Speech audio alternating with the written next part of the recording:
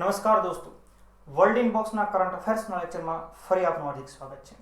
આ લેક્ચરમાં આપણે તાજેતરમાં ચર્ચામાં રહેલો અગત્યની બાબત એટલે કે વન નેશન વન ઇલેક્શન વિશે ચર્ચા કરશું. આ ઉપરાંત તેનો અર્થ શું થાય, જો દેશમાં વન નેશન વન ઇલેક્શન લાગુ કરવામાં આવે તો તેના ફાયદાઓ અને તેના ગેરફાયદાઓ શું થાય. આ ઉપરાંત ભારતીય બંધારણને શું તેની અસર પડે અને વિશ્વના કયા કયા દેશોએ વન નેશન વન ઇલેક્શન અપનાવેલું છે તેની ચર્ચા કરવાના છીએ. તો શરૂઆત કરીએ તો તાજેતરમાં જ નરેન્દ્ર મોદીએ વન નેશન વન ઇલેક્શનને લાગુ કરવા માટે થઈને એક સર્વદલીય સર્વપક્ષીય બેઠકનું આયોજન કર્યું હતું કે જેની અંદર 40 જેટલા પક્ષોને તેમણે આમંત્રણ આપ્યું અને કહ્યું કે તમે આવો, અમારી સાથે ચર્ચા કરો અને આપણે જોઈએ કે દેશની અંદર વન નેશન વન ઇલેક્શન કેવી રીતે લાગુ કરી શકીએ છીએ. હવે અહીં હાજર રહેલા પક્ષોના નેતાઓમાં બિહારના મુખ્યમંત્રી નીતિશ કુમાર, એનસીપીના વડા શરદ પવાર, અકાલી દળના સુખબીર બાદલ, વાયએસઆરના ચીફ જગમોહન, ડાબેરી નેતા સીતારમન યેચુરી, બીજુ જનતા દળના નેતા નવીન પટનાયક અને પીડીપીના નેતા મોહમ્મદ મુફ્તી વગેરે જેવા નેતાઓ હાજર રહ્યા હતા. પરંતુ અમુક વિપક્ષીઓએ કે આ બેઠકનો બહિષ્કાર કર્યો હતો, જેની અંદર કોંગ્રેસ, સપા એટલે કે સમાજવાદી પાર્ટી, બસપા, શિવસેના, ટીડીપી અને ડીએમકે. તો આ લોકોએ આ બેઠકનો બહિષ્કાર કર્યો. અહીં આપણે યાદ રાખીએ કે ડાબેરી નેતા સીતારમન યેચુરી બેઠકમાં હાજર રહ્યા, પરંતુ તેમણે વન નેશન વન ઇલેક્શનનો વિરોધ કર્યો. હવે આપણે પહેલા એ મતલબ સમજીએ કે વન નેશન વન ઇલેક્શન એટલે થશે શું.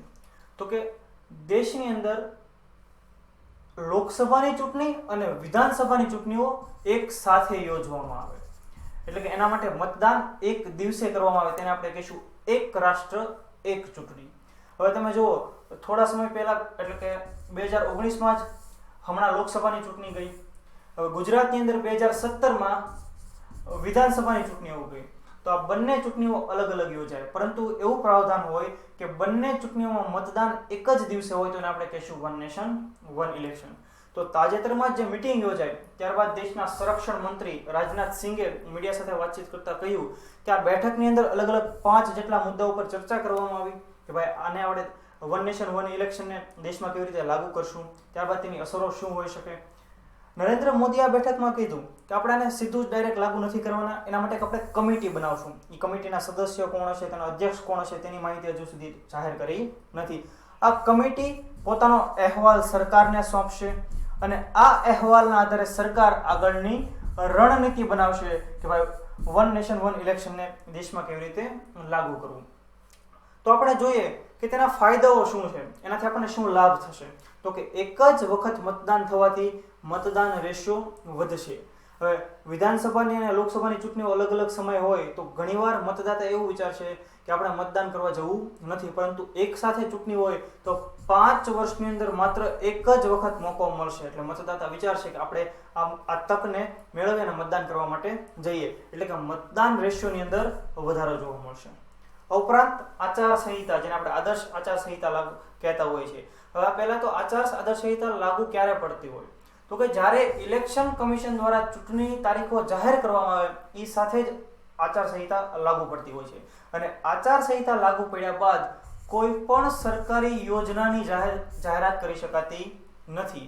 પરંતુ જો વન નેશન વન ઇલેક્શન એક રાષ્ટ્ર એક ચૂંટણી અમલમાં મૂકવામાં આવે તો 5 વર્ષના સમયગાળાની અંદર માત્ર એક જ વાર આચારસંહિતા લાગુ પડશે. નહીંતર અત્યારે સામાન્ય રીતે 2 વાર આચારસંહિતા લાગુ પડે. ક્યારે? તો કે એક જ્યારે વિધાનસભાની ચૂંટણી હોય ત્યારે અને ત્યારબાદ લોકસભાની ચૂંટણી હોય ત્યારે. પરંતુ જો વન નેશન વન ઇલેક્શન લાગુ પડશે તો 5 વર્ષમાં માત્ર એક જ વખત આચારસંહિતા લાગુ પડશે. ત્યારબાદ રાષ્ટ્રના તમામ કર્મચારીઓ એક તબક્કે કામ કરવાનું થશે. 5 વર્ષે એક જ વાર ચૂંટણી છે ત્યારે જે સરકારી કર્મચારીઓ છે તેઓ ચૂંટણીના કાર્યક્રમમાં જ્યાં સુધી ચૂંટણી ચાલે ત્યાં સુધી રહેશે, માત્ર 5 વર્ષમાં એક વાર.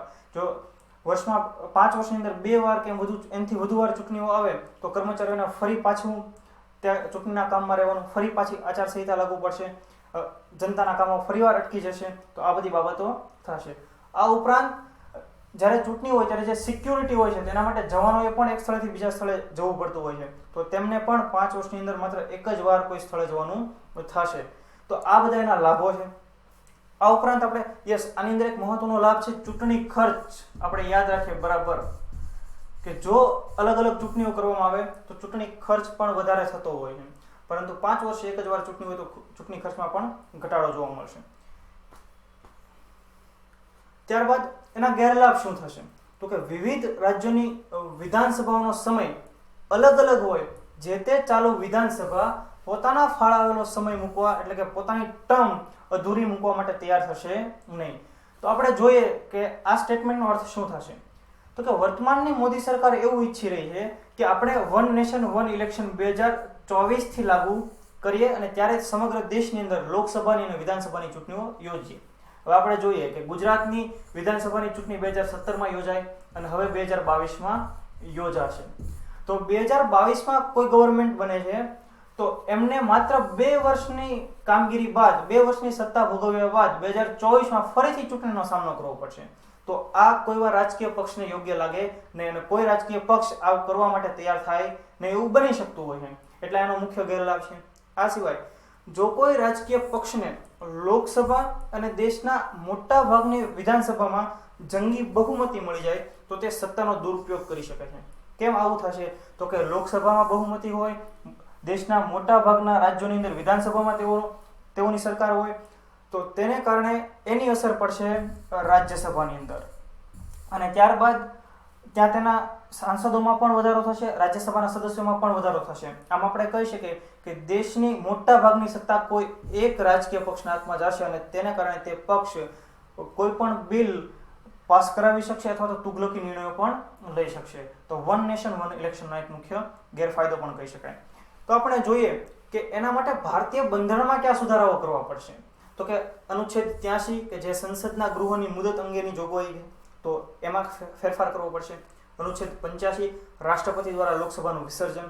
અનુચ્છેદ 172 રાજ્ય વિધાનમંડળની મુદત.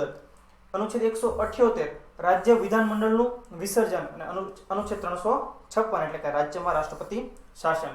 હવે આ બધી કલમની અંદર આ બધા અનુચ્છેદમાં ફેરફાર કરવા પડશે એટલે કે ભારતના બંધારણમાં ફેરફાર કરવો પડશે. હવે આટલી મુશ્કેલીઓ હોવા છતાં પણ વિશ્વના ઘણા બધા દેશોએ વન નેશન વન ઇલેક્શન અપનાવેલું છે. તો આપણે જોઈએ કે કયા કયા દેશની અંદર આ સુવિધાઓ એટલે કે આ બાબતો એ લોકોએ અમલમાં મૂકી દીધી છે.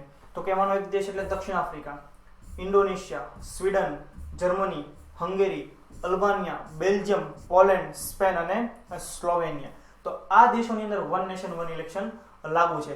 ભારતની અંદર લાગુ પડે છે કે નહીં તે આવનારો સમય કહે છે. ત્યાં સુધી આપણે રાહ જોઈએ કે આ રાજકીય પાર્ટીઓ તથા રાજકીય પક્ષો તથા વર્તમાન ભારતની સરકાર આ બાબતે કેવી રીતે કાર્ય કરે છે. તો દોસ્તો આ લેક્ચર હતો વન નેશન વન ઇલેક્શન વિશે. જો આપને વિડીયો પસંદ આવ્યો હોય તો તેને લાઈક કરો, વર્લ્ડ ઇનબોક્સની ચેનલને સબસ્ક્રાઇબ કરો અને આવા નવા વિડીયોની નોટિફિકેશન માટે બેલ આઇકન પ્રેસ કરો તથા આપના અમૂલ્ય એવા સજેશન્સ અમારા સુધી કમેન્ટ સ્વરૂપે પહોંચાડતા રહો. Thank you very much.